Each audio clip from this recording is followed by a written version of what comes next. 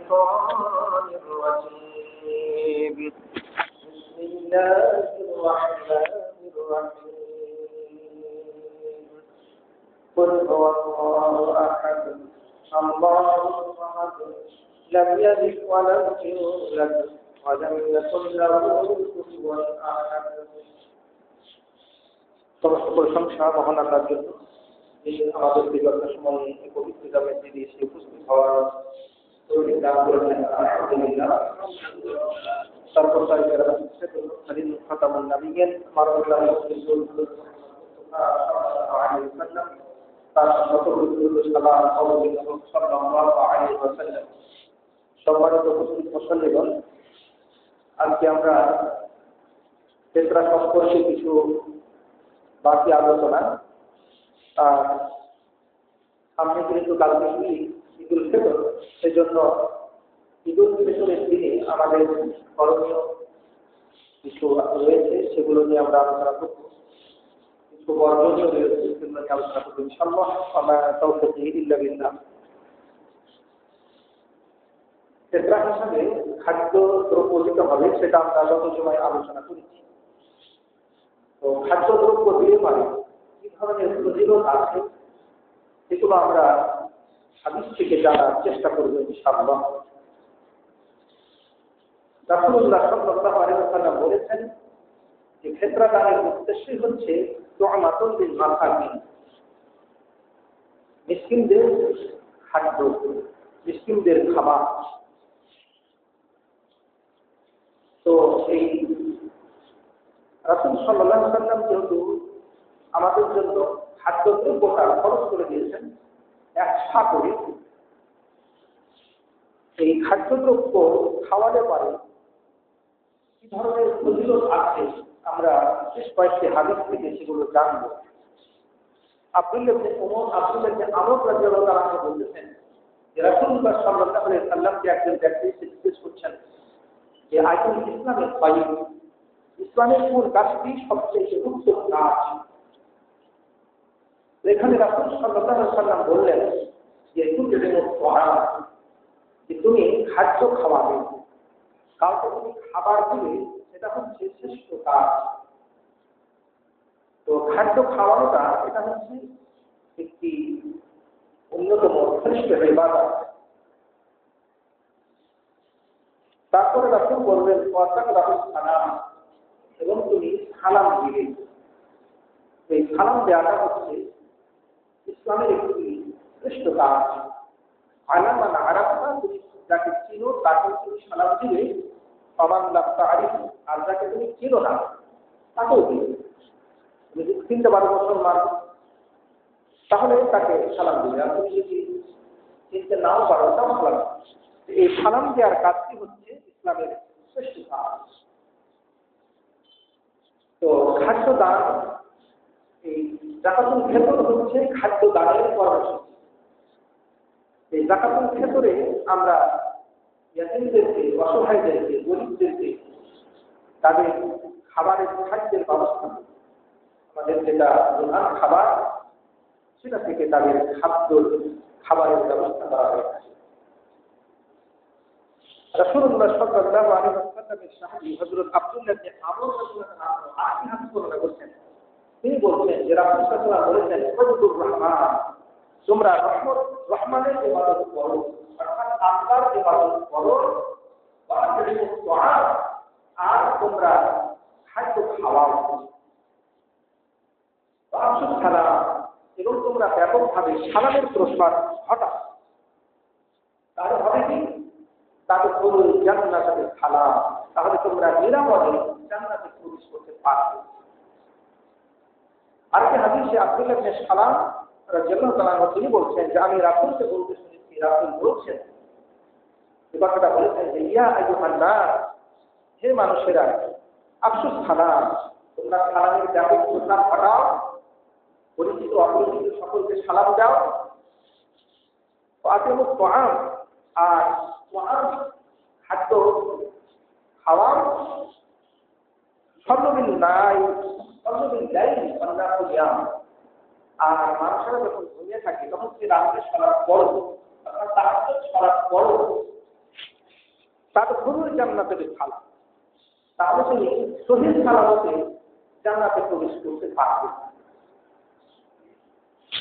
আর কি হাদিসে রাসূলুল্লাহ সাল্লাল্লাহু আলাইহি ওয়াসাল্লাম একদিন সাহাবীদেরকে বলতেছেন, সকালে তিনি বলতেছেন যে মান আসবাহা মিনকুমুল ইয়াওমা সাইমা, আজকের দিন কে তোমাদের সিয়াম অবস্থায় সকাল করেছে?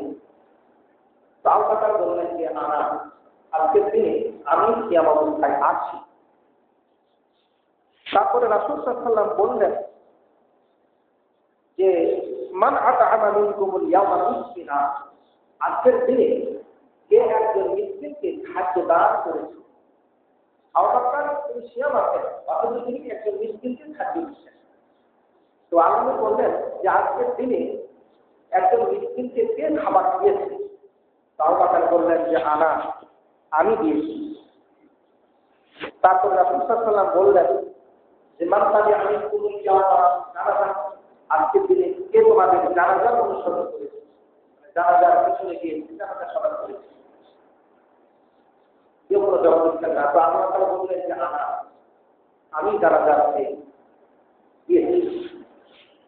তারপর রাসূল বললেন যে মান আতা মিনকুমুল ইয়াওমা মারুযা, আজকের দিনে আজকে তোমাদের মধ্যে থেকে কে একজন অসুস্থকে দেখতে গিয়েছে? তো বলছেন না। তো আবু বকর বললেন যে আমি গিয়েছি। তাহলে সে একদিনে 4টি ভালো কাজ করেছে। সিয়াম আছেন, সিয়াম থাকা সত্ত্বেও তিনি একজন মিসকিনকে খাদ্য দান করেছেন, খাবার খাওয়াইছেন। তারপরে একজন ব্যক্তির জানাজাতে শরীক হয়েছেন, আর একজন অসুস্থ ব্যক্তিকে দেখতে গিয়েছেন। তো রাসূল বললেন মা সামাত হাযিহি সিসালু কাততু ফি রাসূলিন ফি ইয়াউমিন, যদি কোনো ব্যক্তির মধ্যে এই 4টি গুণ কোন একদিনে সমবেত হয়, একত্রিত হয়, জমা হয়, তাহলে লোকটি দাখালাল জান্নাত, জান্নাতে চলে যাবে। তো এই হাদিস থেকে প্রমাণিত হয় যে মিসকিনকে খাদ্য দান এটি হচ্ছে জান্নাতি আমল। এজন্য একজন সাহাবী যখন রাসূলকে জিজ্ঞেস করেছিলেন, হে রাসূল, হাদিসনি বিশাই ইউজিবুল জান্নাত, আমাকে হাদিস বলুন, কিছু আমল বলুন যে আমল করলে পারে আমার জন্য জান্নাত ওয়াজিব হয়ে যাবে। যে আমল জান্নাত ওয়াজিব করে দেয়, এই ধরনের আমল আপনি বলে দেন আমাকে। রাসূল বললেন যে নজিবুল জান্নাত, মানে জান্নাত ওয়াজিব করে দিবে, সেটা হলো যে খাদ্য খাওয়ানো, খাদ্যদ্রব্য কাউকে দিবেন, আপনি খাওয়াবেন বা দিবেন। কয়েকজন সালাম, আর সালামের ব্যাপক প্রসার ঘটানো। কেউ যদি ব্যাপকভাবে সালামের প্রসার ঘটায়, তাহলে এই সালাম তাকে জান্নাতে পৌঁছে দিবে, জান্নাত ওয়াজিব করে দিবে। আজকাল তো সালাম সালাম করবে না, বড় মানুষ, উস্তাদ, শিক্ষক, গুরুজন, কাউকে কিন্তু সালাম দেয় না, পিতা মাতা সালাম দেয়। পরস্পরের সাথে সাক্ষাৎ হলে পারে সালাম দিতে হবে। কিন্তু এখন বর্তমানে সালাম না দিয়ে কালাম শুরু হয়, গালি গালাজ শুরু হয়। কত বড় জাহেল হলে পারে এই ধরনের কাজ করে। একজনের সাথে আরেকজনের দেখা হয়েছে, বন্ধুর সাথে বন্ধুর দেখা হয়েছে, সহপাঠীর সাথে আরেকজনের দেখা হয়েছে, একশো মিনিটে থাকার তখন সালাম না দিয়ে গালি দেয়, গালি দিয়ে কথা শুরু করে। তো গালি দেওয়াটা হচ্ছে খাসি কাজ, পাপের কাজ। সেটা হলো মুসলিমের কুসুম, মুসলিমকে গালি দেওয়া এটা হচ্ছে গুনাহের কাজ। একজন মানুষ গুনাহগার হয়ে যাবে গালি দিলেই, অথচ সালাম না দিয়ে গালি দেওয়া এগুলো ছাড়তে হবে। তারপরে রাসূল বললেন ওয়া হাসানুল কালাম, উত্তম কথা, সুন্দর কথা। মানুষ যদি হাসানুল কালাম বলে, সুন্দর কথা বলে, যে কথার মধ্যে বিশ্বাস নাই, অশ্লীলতা নাই, নোংরামি নাই, দুষ্টামি নাই, এ ধরনের কথা, ভালো কথা, অন্তর্ভদ্র কথা, এই কথা তাকে জান্নাত ওয়াজিব করে দিবে। আল্লাহ পবিত্র কোরআনের কারিমে পরেশগার একটা জান্নাতি মানুষের অনেক বর্ণনা করেছেন। সূরা তাহারের মধ্যে তার মধ্যে একটি গুণ তিনি বর্ণনা করেছেন নিষ্ঠা করেন যার মানুষদের জান্নাতি মানুষদের, সেটা হল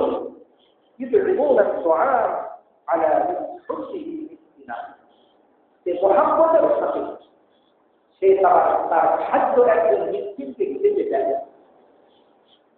মিসকিনকে খাদ্য দান করা এটা হচ্ছে একটি শ্রেষ্ঠ কাজ, শ্রেষ্ঠ আমল, যেটা আমরা ইতিপূর্বে এটা জান্নাতি আমল, যে আমলগুলোর কারণে আল্লাহ মানুষকে জান্নাতে দিবেন, নেককার বানিয়ে দিবেন। তার মধ্যে অন্যতম হল যে খাবার দান করা, খাদ্য খাওয়া। যে খাদ্য আপনি মহাব্বতের সাথে খাওয়াবেন, মিসকিনকে খাওয়াবেন, ইয়াতিমকে খাওয়াবেন, বা আখিরা আর যারা বন্দী হয়ে থাকে, কয়েদি হয়ে থাকে তাদেরকে খাওয়াবেন। এই জন্য আমরা যে ক্ষেত্রটা দিচ্ছি সেটা কিন্তু খাদ্য দ্রব্য তারপরে থেকে যে ক্ষেত্রটা দেওয়া সেটা তাদের প্রধান খাবার সেগুলো খাওয়া শুরু করলেন, কিসমিস খাওয়া শুরু করলেন, পনির খাওয়া শুরু করলেন, জ্বর খাবেন, রুটি খাবেন, চাউল দিয়ে আপনি দেন, চাউলের ভাত খাবেন। তো এই খাদ্য দ্রব্য যেগুলো সেগুলো আমাদেরকে দিতে হবে, সেটা কোরআনের মধ্যে পড়ে। এখন অনেকে মনে করতে পারে যে কোরআন অনেক কিছু সামান্য, এগুলো তো অনেক কিছু আমাদের কোরআন, তো এগুলো যদিও আমাদের কোরআন, কিন্তু এগুলো আপনি দিতে পারবেন না। তার কারণ এগুলো প্রথম শুরু আপনি খাবার খাওয়াবেন, সেটা আপনি জাকাতুল ফিতর হিসাবে, সেটা হচ্ছে যেটা আপনি এক জায়গাতে সমাবেত করতে পারেন, জমা করতে পারেন, বিতরণ করতে পারেন। আপনি রান্না করা খাবার জমা করবেন, যে খরচ সেটা আপনি রান্না করা খাবার খাওয়াবেন। যে বাড়িতে আপনি পোলা রান্না করেছেন, রান্না করেছেন, খাবার রান্না করেছেন, পাইপ রান্না করেছেন, ডিম রান্না করেছেন, বিভিন্ন ধরনের খাদ্য খাবার রান্না করেছেন, আপনি মিষ্টি খাওয়া। তার কারণ এটা শ্রেষ্ঠ আমল, নিজের দিনেও যদি আপনি সে আমলটা করতে পারেন তো ভালো।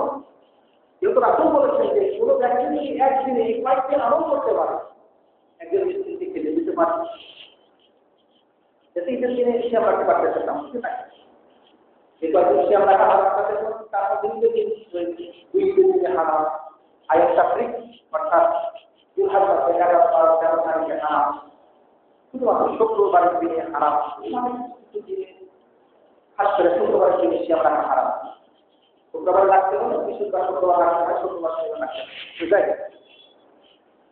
এই ধরনের অসংখ্য বিবরণ রয়েছে, যে সমস্ত বিবরণে আমাদের কাছে এটা স্পষ্ট হয়েছে যে জাকাতুল ফিতর হিসাবে আমরা খাদ্যদ্রব্য দিব। এই খাদ্যদ্রব্য দিলে পরে আমাদের জন্য জান্নাত সংধারিত হবে। জান্নাতের অসংখ্য প্রাসাদ আছে, এই প্রাসাদগুলো আমরা অর্জন করতে পারবো।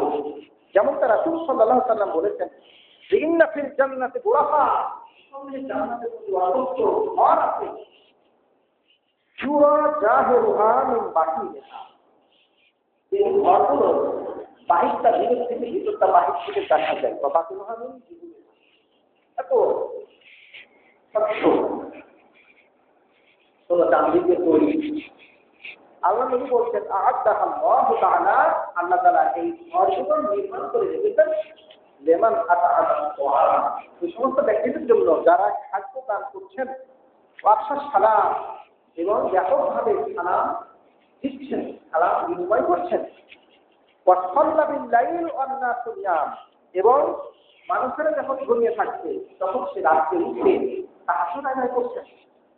এই মানুষগুলোর জন্য এই ধরনের প্রাসাদ প্রস্তুত করে রাখা। তো এই জন্য আমরা ফিতরা হিসাবে টাকা পয়সা নয়, আমরা খাদ্যদ্রব্য দিব। এখন অনেকে যুক্তি দিবে যে টাকা পয়সা হলে সে যে কোনো খাদ্যদ্রব্য দিতে পারে, সেটা ভিন্ন কথা। কিন্তু আপনার উপরে আল্লাহ যেটা খরচ করে দিয়েছেন, আপনি যেটা খরচ করে দিয়েছেন, সেটা হচ্ছে আপনাকে খাদ্যদ্রব্যটা তাকে দিয়ে দিতে হবে। যে খাদ্যদ্রব্য দেশে বা অন্য কিছু করে যা কিছু চিনতে যা কিছু করবে সে সেটা করবে, কিন্তু আপনার উপরে যেটা খরচ সেটা হচ্ছে খাদ্যদ্রব্য দিয়ে দেওয়াটা, খাদ্যদ্রব্য দিয়ে দেওয়াটা হলো আপনার উপরে খরচ। আপনার উপরে টাকা পয়সা দিয়ে দেওয়াটা খরচ না। গতকালকে যেমন আমরা গত সময় যেমনটা বলেছি যে জিনিস আল্লাহ কিন্তু প্রত্যেকটা জিনিসের জন্য জিনিস নির্ধারণ করে দিয়েছে, বস্তু নির্ধারণ করে দিয়েছে। টাকার জন্য টাকা নির্ধারণ করে দিয়েছে। আপনি টাকার মালিক, আপনি টাকা থেকে টাকা দেখাচ্ছেন। আপনি ছাগলের মালিক, আপনি ছাগল থেকে আপনাকে ছাগল দিতে হবে। আপনি ছাগল বিক্রি টাকা দিবেন, সেটা তো লাগবে। আপনি শস্যের মালিক, ধরুন আপনি ধান উৎপাদন করেছেন, ধান পেয়েছেন, কিছু ধান পেয়েছেন ধরেন, যদি আপনি শেষ দিয়ে সেটা করে থাকেন তাহলে তাতে 1 মণ দিতে হবে। তো 20 মণ ধান আপনি পেয়েছেন, তাতে তো ধান বেচে টাকা দিতে পারবেন না। ধানটা আপনি বাড়িতে রেখে দিলেন, টাকা দিবেন, চলবে না। তার কারণ ধানটা দিতে হবে। আল্লাহ আপনার উপরে কি ওই ধানটা খরচ করছে। আপনি গম উৎপাদন করেছেন, গম আপনাকে দিতে হবে। মসুর উৎপাদন করেছেন, মসুর দিতে হবে। কালাই উৎপাদন করেছেন, আপনাকে কালাই দিতে হবে। অর্থাৎ আপনি যেই ফসলটা উৎপাদন করছেন সেই ফসলটা আপনাকে দিতে হবে। এটা আল্লাহ আপনাকে খরচ করবে। আপনি এখন নিজে থেকে যদি জিনিস পরিবর্তন করেন, বস্তু পরিবর্তন করেন, তাহলে তো হবে না। তার কারণটা হলো যে বস্তু পরিবর্তন করলে হুকুম পরিবর্তন হয়ে যায়, যেটা কারো দ্বারা উচিত না, কারো দ্বারা এটা সমীচীন নয়, বা কারো দ্বারা কারো এটা অধিকারে নাই। এই জন্য আমরা যাকাতুল ফিতর কিমাত দিব না, মূল্য দিব না। কয়েকটি কারণ, অসংখ্য কারণ আছে, তার মধ্যে আমরা 10-15টি কারণ আপনাদের বলি। 1 নম্বর কারণ হলো যে আন্নাল আসলা ফিল ইবাদাতি আত-তাওকীফু আলা কিতাবি ওয়া সুন্নাহ। 1 নম্বর কারণ হচ্ছে ইবাদতের মূল সূত্র হলো যে প্রত্যেকটা ইবাদত নির্ভর করে কিতাব এবং সুন্নাতের উপরে। কিতাব এবং সুন্নাতে যে ইবাদতটা যেভাবে এসেছে সেইভাবে সেটা পালন করতে হবে। অর্থাৎ সমস্ত ইবাদত, যত ইবাদত আছে সমস্ত ইবাদত করতে তাওকীফি, অর্থাৎ আল্লাহর কিতাব এবং রাসূলের হাদিসের উপরে, রাসূলের আমল সুন্নাতের উপরে নির্ভরশীল। আপনি নিজে থেকে কোনো আমল নিজে থেকে করতে পারবেন না, বানাতে পারবেন না, সিদ্ধান্ত করতে পারবেন না। এজন্য যেহেতু এই ইবাদত ক্ষেত্রা, এই ইবাদত কোরআন এবং সুন্নাহ এটা নির্ধারণ করে দেওয়া হয়েছে খাদ্যদ্রব্য হিসাবে। তার কারণ হলো যে আল্লাহ পবিত্র কোরআনুল কারীমে আমাদের জন্য বলে দিয়েছেন যে না আতাকুমুর রাসূল ফাকুলু, রাসূল তোমাদের যা কিছু নির্দেশ দেয় তা কিছু গ্রহণ করো। আমা নাহাকুম আনহু ফান্তাহু, আর যা কিছু থেকে তোমাদের নিষেধ করে তা থেকে দূরে থাকো। তো যেহেতু আল্লাহর নির্দেশ রাসূলের মাধ্যমে আল্লাহ দিয়েছেন, সেজন্য রাসূলের বিরোধিতা করা যাবে না। তাহলে যাকাতুল ফিতর অর্থাৎ ফিতরা টাকা দেওয়া যাবে না। তার 2 নম্বর কারণ হলো যে আন্না ইখরাজাল কিমাত মুখালিফুল লিসুন্নাতিন নবী সাল্লাল্লাহু আলাইহি ওয়া খুলাফা'ir রাশিদিন আল মাহদিয়িন। ফিতরা টাকা দেওয়া যাবে না এই জন্য যে এটা রাসূলুল্লাহ সাল্লাল্লাহু আলাইহি ওয়াসাল্লামের সুন্নাতের বিরোধী এবং খুলাফায়ে রাশিদিনের সুন্নাতের বিরোধী। তারা কিমাত চাইনি, টাকা দেয়নি। 3 নম্বর কারণ হলো যে আল্লাহ সুবহানাহু ওয়া তাআলা যাকাতের জন্য বিভিন্ন নয় এবং জিনিস নির্ধারণ করে দিয়েছেন। যাকাতের জন্য বস্তু নির্ধারণ করে দিয়েছেন, যেটা আমরা ইতিপূর্বেই বললাম যে ক্ষেতের জন্য ফসলের জন্য ফসল, ছাগলের জন্য ছাগল, গরুর জন্য গরু, উটের জন্য উট। তবে হ্যাঁ, যদি শরীয়ত প্রণেতা আল্লাহ সুবহানাহু ওয়া তাআলা যদি গরুটাকে পরিবর্তন করে দেন তাহলে তিনি দিবেন। পরিবর্তন করে দেওয়ার অধিকার শুধু আল্লাহ। যেমন কারোর কাছে যদি 5টি উট থাকে তাহলে তিনি একটি ছাগল দিলেন, তার কারণে যে 5টি উঠে খরচ হয় না, উট খরচ হয় না, উট খরচ হতে আরো সময় লাগে। তো এই যে নির্ধারণটা আদায় করে দিয়েছে। অনুরূপভাবে যাকাত আদায়ের ক্ষেত্রে যদি কারোর কাছে বড় উট পাওয়া যায়, বড় উট পাওয়া যায় আদায় করতে হবে, কিন্তু বড় পাওয়া না শুরু করে তাহলে তার কাছে ছাগল দিতে হবে, ছাগলের বিনিময়ে আবার দিরহামের কথা বলে যাবে। এটা নির্ধারণ করে দিয়েছেন আল্লাহ সুবহানাহু ওয়া তাআলা, এটা মানুষ নির্ধারণ করে দেয়নি। এজন্য কোনটার বিনিময়ে কোনটা নিতে হবে এটা নির্ধারণ করে দিলেন আল্লাহ সুবহানাহু ওয়া তাআলা, এটা মানুষ নির্ধারণ করবে না এবং সেই এখতিয়ার মানুষের নেই। এজন্য প্রত্যেকটা বস্তু আল্লাহ নির্ধারণ করে দিয়েছেন, যাকাতের বস্তু আল্লাহ নির্ধারণ করে দিয়েছেন, যাকাতের যে বস্তু আল্লাহ নির্ধারণ করে দিয়েছেন সেই বস্তু দিয়ে আপনাকে যাকাত দিতে হবে। অনুরূপভাবে কাফারা, দেখেন অনেক বিষয়ে অনেক কাফারা দিয়েছে। যেমন কেউ যদি সিয়াম রেখে সহবাস করে ঈদের নাকি দিনের বেলায়, তাহলে তার জন্য কাফারা রয়েছে। কাফারাটা কি? যে তাকে 60 দিন সিয়াম রাখতে হবে, 60 দিন সিয়াম রাখতে হবে, তাহলে খাদ্য দিতে হবে, তাহলে গণনা করতে হবে। কেউ যদি কসম করে, যে কসম ভঙ্গ করে, তাহলে তাকে কাফারা দিতে হবে। তো কাফারা কি? না তো তাকে 10 জন মিসকিনকে ফেলে দিতে হবে, তাহলে 10 জন মিসকিনকে বস্ত্র দিতে হবে, কাপড় দিতে হবে। এগুলো না পারে তাহলে 3 দিন সিয়াম রাখে।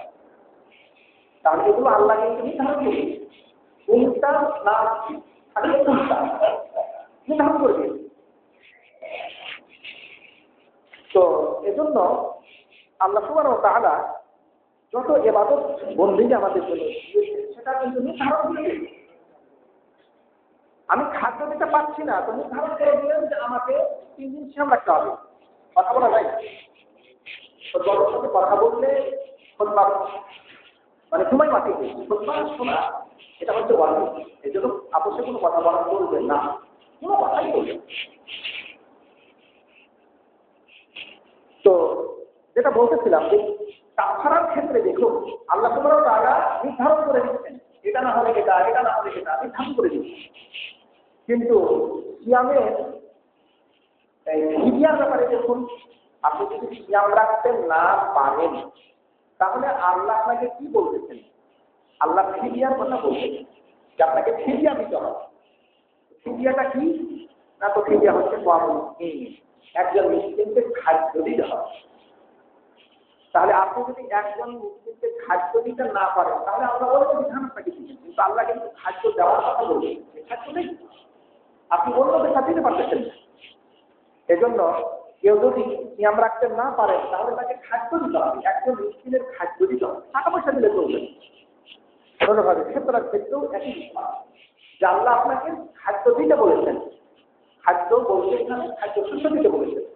তো আপনি এখানে খাদ্য শস্য না দিয়ে অন্য কিছু দিতে পারবেন না। দিলে পারে কি হলো? দিলে পারে যে আন্না ইখরাজুল ঈমান তাকিদুরুন ওয়া তাফসিরুন লিশারঈ, আপনি ঈমান দিলে পারে আপনি শরীয়তের বিধানটাকে পরিবর্তন করে দিলেন। এটা হচ্ছে 4 নম্বর কারণ, যে কারণে আমরা ক্ষেত্রা খাদ্যদ্রব্য থেকে টাকা দিতে পারবো না। তার 4 নম্বর কারণ হলো যে আপনি যদি টাকা দেন তাহলে আল্লাহ আপনার জন্য যেটা নির্ধারণ করে দিয়েছেন সেটাকে আপনি পরিবর্তন করে দিলেন, তাফসীর করে দিলেন, সেটাকে আপনি রূপান্তরিত করে দিলেন অন্য বস্তুর দ্বারা। কিন্তু আমরা কতদিন আলোচনা করি যে জিনিসের সাথে জিনিস, বস্তুর সাথে বস্তুর মিল রেখে ইবাদত করতে হয়, তাহলে ইবাদত কবুল হয় না। তো আপনি যখন ক্ষেত্রা খাদ্যদ্রব্য না দিয়ে টাকা দিলেন তখন আপনি জিনিস অলরেডি পরিবর্তন করেছেন।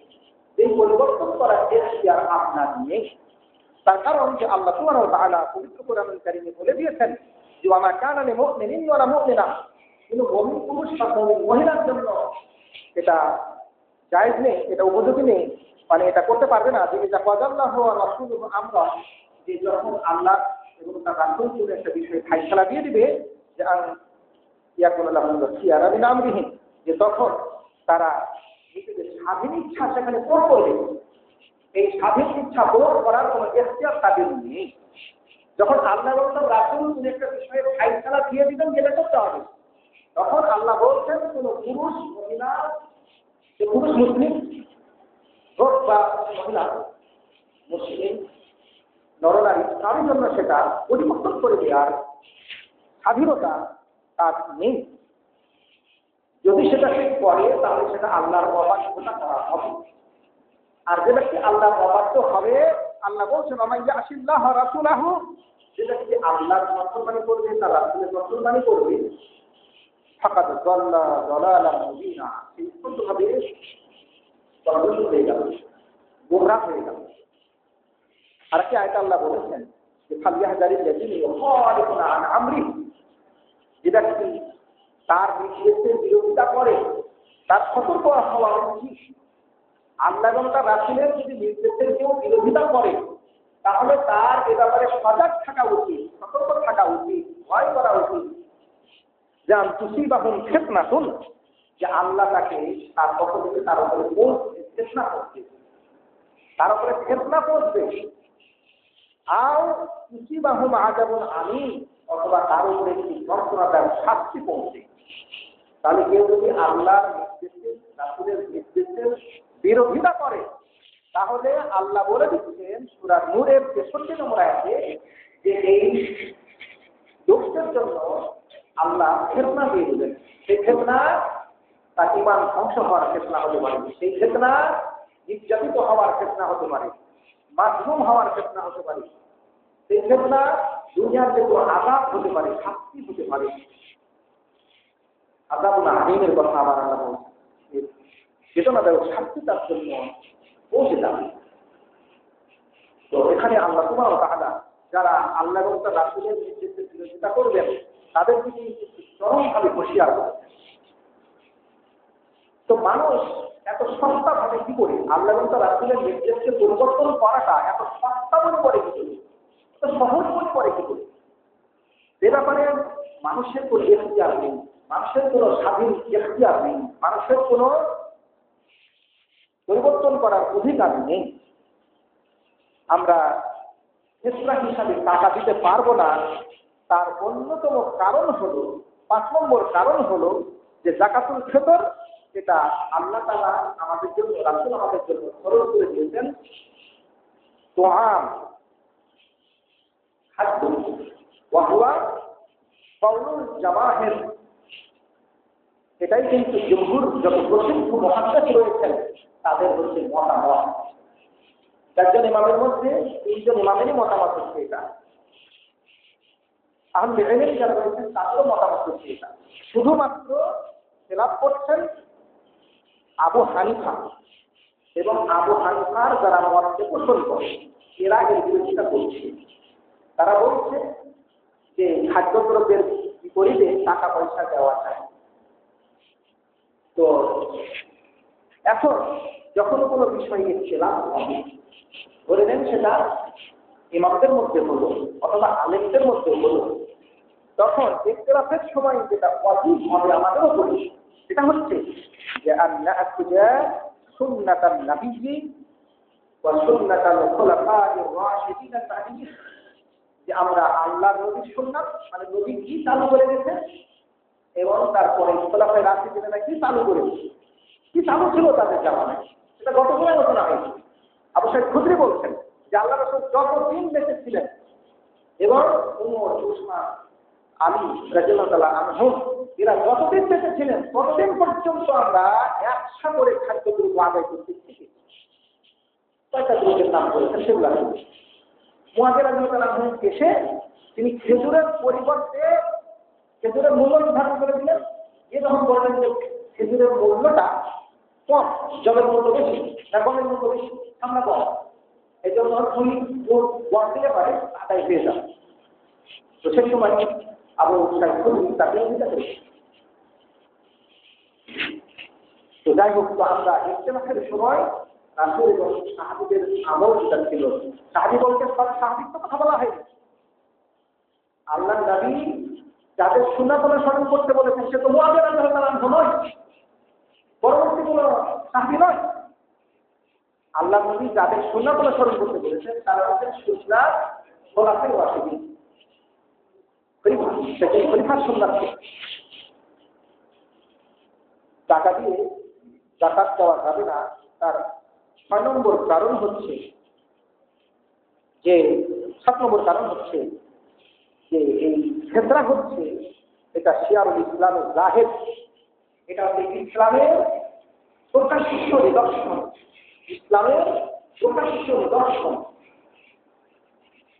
আপনি যখন টাকা দিবেন তখন এই প্রকাশ্য নিদর্শনটা আর প্রকাশ্য থাকে না, সেটা তখন গোপন নিদর্শন পরিণত হয়। প্রকাশ্য নিদর্শন মানে যা আপনি যে খাবারটা দিচ্ছেন সেই খাবারটা নিয়ে জমা আপনি দেখতে পাচ্ছেন, সেখানে সবাই তো মানুষ আপনি নিয়ে যাচ্ছেন, তারাও নিয়ে যাচ্ছেন, আপনি দেখতে পাচ্ছেন। প্রকাশ্য ইসলামের অসংখ্য প্রকাশ্য নিদর্শন আছে, কুরবানি একটা, তারপর কোরআন পড়া, বিভিন্ন অসংখ্য ইবাদত, এগুলো হচ্ছে প্রকাশ্য ইবাদত, জাহিরি ইবাদত। তো এটা ইসলামের একটি অন্যতম চিহ্ন, অন্যতম প্রতীক। এই প্রতীকটাকে আপনি কখনো করে দিতে পারবেন না। যাকাত ফিতর টাকা না দিতে পারার অন্য একটি কারণ হলো, 8 নম্বর কারণ হলো যে রাসূলের জামানাতেও কিন্তু দিরহাম দিনারের প্রচলন ছিল, টাকা পয়সার প্রচলন ছিল। তারপরেও কিন্তু আল্লাহর নবী কিন্তু সেটার নির্দেশ দেননি। তিনি বলেননি যে তোমরা একটা খেজুর দাও অথবা সেই পরিমাণে অর্থ দাও, এরকম কথা বলেননি। কেন বলবেন? আল্লাহকে বলাননি, রাসূল সেটা বলতে পারেন না, যেটা আল্লাহ তাকে বলাবেন না। আল্লাহ যেটা বলাবেন রাসূল সেটাই বলবেন। আর আল্লাহ কিন্তু কোনো কিছু ভুলে যান নাই। অনেকে হয়তো মনে করতে পারে যে আমাদের যুগে এইগুলো করে কি হবে, এইগুলো তো অসংখ্য খাদ্য খাবার আছে, তো টাকা দিলে সকল ধরনের খাদ্য খাবার সহজ হচ্ছে, সহজলভ্য হচ্ছে। তো এটা তো আল্লাহ জানেন কোন যুগে কখন কি ঘটবে না ঘটবে, সেই বিষয়গুলো তো আল্লাহর অবগতিতে ছিল। আল্লাহ তো এই বর্তমান যুগের ঘটনা ঠিক জানেন না, সেটা তো নয়। তিনি কেমন পর্যন্ত কি হবেন সব তো তিনি জানেন। আল্লাহ তো কোনো কিছু ভুলেন না, এবং যা কিছু বর্ণনা করার সেটা বর্ণনা করতে আল্লাহ ভুলেননি। এজন্য পবিত্র কোরআনুল কারিমে আল্লাহ সুবহানাহু ওয়া তাআলা বলেছেন যে ওয়া কানা রাব্বুকা নাসিয়্যা, আল্লাহ কিন্তু কোনো কিছু তিনি ভুলবার নয়। এখন যদি কেউ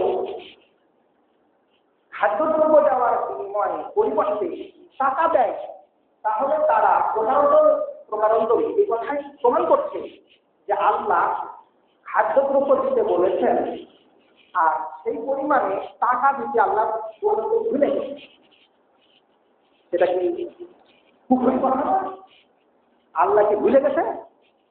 আল্লাহকে বলতে পারতেন না যে তোমরা 100 পরিমাণ খেজুর দাও অথবা সমমূল্য টাকা দাও, 100 পরিমাণ কিশমিশ দাও বা সেই পরিমাণের টাকা দাও, অথবা 100 পরিমাণ জব দাও সেই পরিমাণে টাকা দাও, অথবা 100 পরিমাণ পনির দাও অথবা সেই পরিমাণে টাকা দাও, সেই মূল্যের টাকা দাও।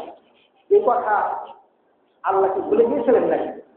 আল্লাহ তো বলতেছেন কোরআনে যে আমি যেটা বলা সেটা আমি বলবো, আমি সেটা ভুলি না।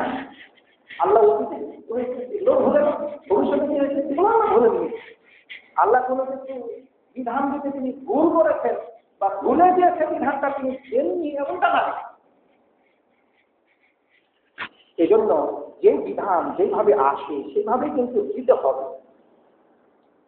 অন্যতম একটি কারণ হলো খাদ্যদ্রব্য ছাড়া যে যাকাতুল ফিতর দেওয়া যাবে না, তার অন্যতম একটি কারণ হচ্ছে যে খাদ্যটা শুধু গ্রহণ করবেন মুহতাজ যারা, খাদ্যের যারা অভাবী তারাই খাদ্য গ্রহণ করবেন।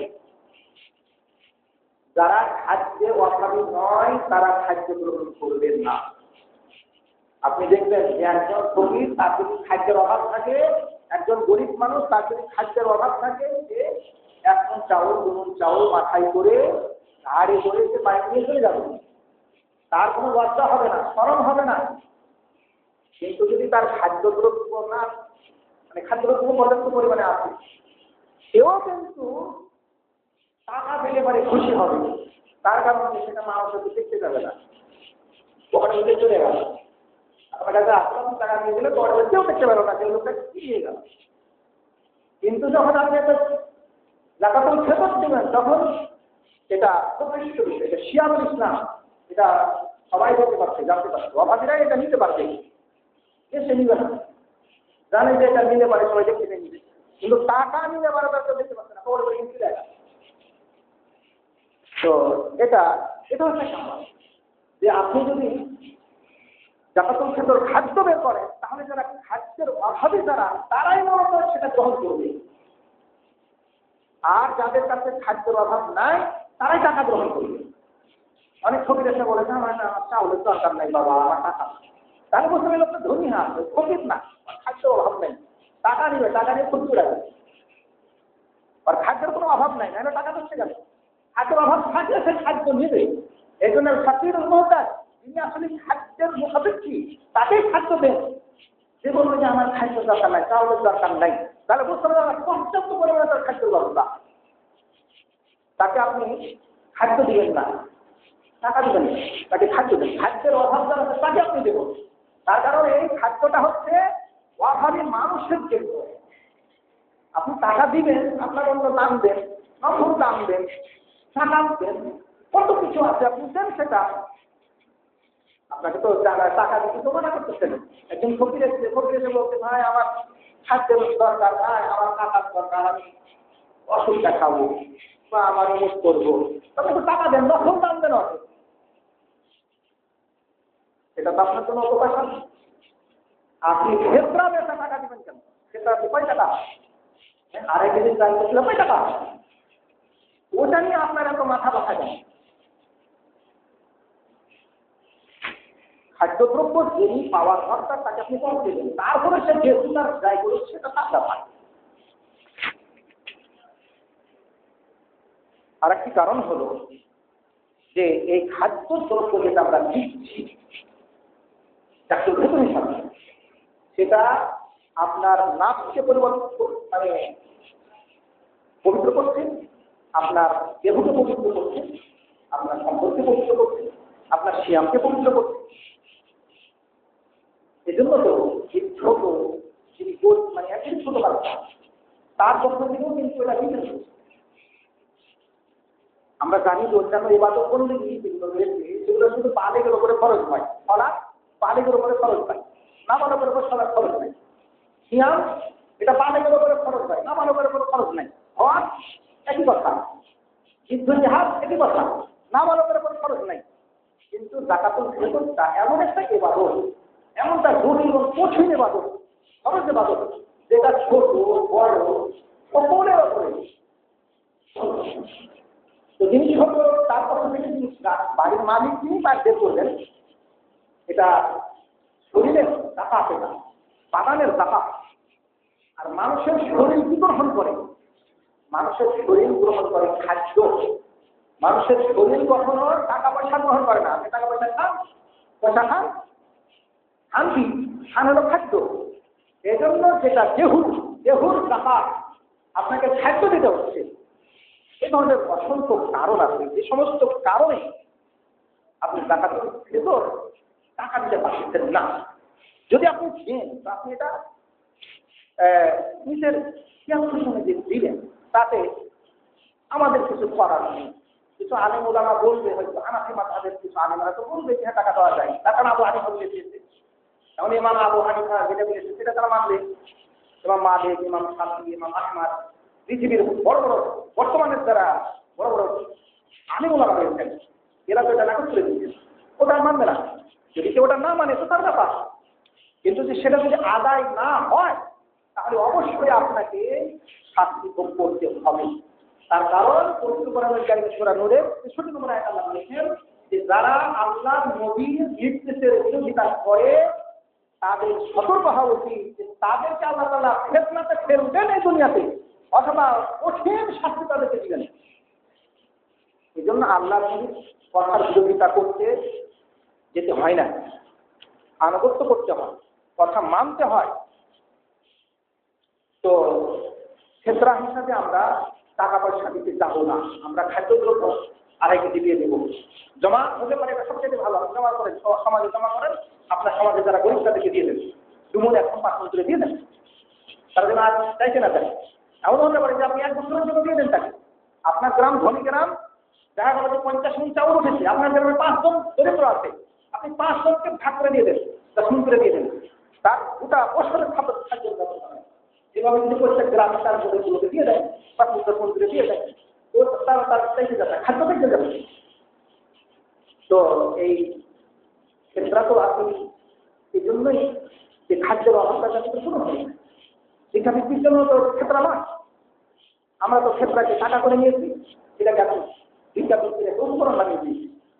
তবে বাবা যাও, 2 টাকা দাও, 5 টাকা দাও, 7 টাকা দাও, চাইতে শুরু করেছি, ওই রমজানের প্রথম থেকে চাইতে শুরু করেছি। এটা শিক্ষাবৃত্তির জন্য তো এই জাকাতুল ফিতরের ব্যবস্থা করা হয় না। জাকাতুল ফিতরের ব্যবস্থা করা হয়েছে যে আপনি আপনার সমাজে সেটা এক জায়গায় জমা করেন, করার পরে আপনার সমাজের যারা দরিদ্র তাদেরও সেটা বন্ধ করে দেবে। এভাবে প্রত্যেক সমাজের মানুষেরা যদি সেটা করে, তাহলে প্রত্যেকটা গ্রামে সেটা অভাব থাকার কথা না। যদি আপনার গ্রামে কোনো অভাব না পান, আপনি পার্শ্ববর্তী গ্রামে যান, পার্শ্ববর্তী গ্রামে আপনি হস্তান্তর করেন, সেখানে আর একজনকে হস্তান্তর করেন। আল্লাহ সুবহানাহু ওয়া তাআলা আমাদের সঠিক বুঝার তৌফিক দান করুন, আমিন। আর যেহেতু সামনে ঈদ আসতেছে, কালকে ঈদের দিনে আমাদের করণীয় হলো যে আমরা সকাল সকাল উঠে আমরা গোসল করে নেবো, পবিত্রতা অর্জন করে নেব। তারপরে যে চাঁদ উঠে আসছে, চাঁদ ওঠার পর থেকে আমরা তাকবীর বলতে থাকবো, আল্লাহু আকবার, আল্লাহু আকবার, লা ইলাহা ইল্লাল্লাহ, আল্লাহু আকবার, আল্লাহু আকবার, লিল্লাহিল হামদ, এগুলো বলতে থাকবো। এই কাজটা আমাদের করতে হবে। আর ঈদের দিনে কিছু খেয়ে আমাদেরকে বের হতে হবে। ঈদুল ফিতর কিছু খেয়ে আপনি বের হবেন। যে রাস্তা দিয়ে আপনি যাবেন তাকে করতে করতে আসার সময় আরেকটা রাস্তা দিয়ে আসবেন। যদি এরকম না থাকে আপনি ডান দিকে গেলেন, আসার সময় বাম দিকে আসবেন, সেভাবে আসবেন। আর আপনি আপনার কিন্তু ভালো পোশাক, পবিত্র পরিচ্ছন্ন সুন্দর পোশাক সেটা পরার চেষ্টা করবেন। নতুন হতে হবে এমনটা কোনো শর্ত নেই। আর একজন আপনজনের খোঁজ নেবেন, ঈদ মুবারক জানাবেন, টাকা পাল্লা মিন্না অনেক টাকা পাল্লা মিন্না অনেক তাই বলবেন, খোঁজ খবর নেবেন, সাক্ষাৎ করবেন, দেখা সাক্ষাৎ করবেন, এই কাজগুলো আপনারা করবেন। আর সকল ধরনের অশ্লীলতা থেকে বিরত থাকবেন। নাচ গান, তারপরে গুলো করে অর্থগুলো করে মহিলাদের ঘোরাফেরা করা, এগুলো থেকে আপনারা আপনাদের পরিবারের সকল সদস্যকে বিরত রাখবেন। গান বাজনা ফিল্ম এগুলো থেকে বিরত থাকবেন, এটা নিষিদ্ধ, চরমভাবে নিষিদ্ধ। আর মহিলারা কোনো ধরনের খোলামেলা চলাফেরা এগুলো করবেন না। যাদের সাথে দেখা সাক্ষাৎ করা হারাম তাদের সাথে দেখা সাক্ষাৎ করবেন না। মদ খাওয়া, আরো অন্যান্য ভুলটি আমল করা এগুলো করবেন না। ঈদের সাথে কোনো সম্পর্ক নেই। যারা এটা করবে তারা অবশ্যই গুনাহগার হবে। ঈদের দিনে ঈদগাহে চলে যাবেন, ঈদের আগে কোনো সালাত নেই, পরেও কোনো সালাত নেই। সুন্দর শুনবেন, 2 রাকাত সালাত করবেন, প্রথম রাকাত 7টা দিয়ে এবং পরের রাকাত 5টা দিয়ে, এইভাবে সুন্নাতি করেছে সালাত আদায় করবেন। মনোযোগ দিয়ে সুন্দর শুনবেন, সুন্দর শোনা হলে হয় চলে আসবেন। সম্মিলিত দোয়া মোনাজাত এগুলো বিধান। এই জন্য যে সমস্ত বেদাতগুলো প্রচলিত আছে সেগুলো পরিহার করবেন। বিশেষ করে ঈদের রাত্রে অথবা ঈদের দিনে সালাতের আগে বা পরে সঙ্গে সঙ্গে কবর জিয়ারত এগুলো বেদাত। এই জন্য এমন কোনো আমল আপনারা ঈদের দিনে করবেন না যে আমল রাসূল সাল্লাল্লাহু আলাইহি ওয়াসাল্লাম থেকে প্রমাণিত নেই। এই জন্য যে কোনো ইবাদত যখন আপনি নির্দিষ্ট দিনে করবেন তখন সেটা বেদাতে পরিণত হবে। আপনি কবর জিয়ারত করতে যান, যে কোনো সময় যান, কিন্তু আপনি যখন ধরে নেবেন যে এটা ঈদের দিনের মতো করা লাগবে তখন সেটা বেদাতে পরিণত হবে। তার কারণ যে এই ইবাদতের জন্য সময় নির্ধারণ থাকে না। যদি আপনি সেই ইবাদতটাকে সময় নির্ধারণ করে করেন, সেই দিনের জন্য খাস করে দেন, তাহলে সেটা বেদাত। এই জন্য আমরা জানি যে ইবাদত কবুলের মূল নীতি হচ্ছে সময় ঠিক। আল্লাহ নবীর ইবাদতের সাথে আপনার ইবাদতের মিল হতে হয় 6টি বিষয়ে।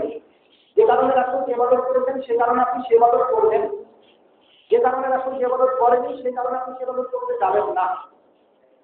ঈদের দিন হওয়ার কারণে রাসূল কখনো সম্মিলিতভাবে মানে পরবর্তীখানে যাননি, এভাবে দোয়া করেন আপনি জানেন কেন? এই জন্য রাসূল যে কারণে যেটা করেছেন আপনি সেটা করবেন, যে পদ্ধতিতে করেছেন সে পদ্ধতিতে করবেন, যেই সংখ্যায় করেছেন সেই সংখ্যায় করবেন, যেই স্থানে করেছেন সেই স্থানে করবেন। যেমন সরাসরি এই ঈদের সালাত আপনাকে মসজিদে করতে হবে না, আপনাকে মাঠে করতে হবে, এটা সুন্নাত। এটা করার ব্যবস্থা করেন। অনেক জায়গায় মসজিদে সালাত করতেছে, সেটা সবসময় তো রাখা যায় না। আপনাকে অবশ্যই স্থান নির্ধারণ করতে হবে, ফাঁকা মাঠ নির্ধারণ করতে হবে, সেখানেই করতে হবে। যেহেতু ওটাই হচ্ছে ঈদের সালাতের স্থান। এই জন্য আমরা স্থানের সাথে স্থানের মিল রেখে আমরা ইবাদত করবো, তাহলে ইবাদত কবুল হবে। আল্লাহ সুবহানাহু ওয়া তাআলা আমাদের সকলকে সঠিক জ্ঞান দান করুন। আমিন।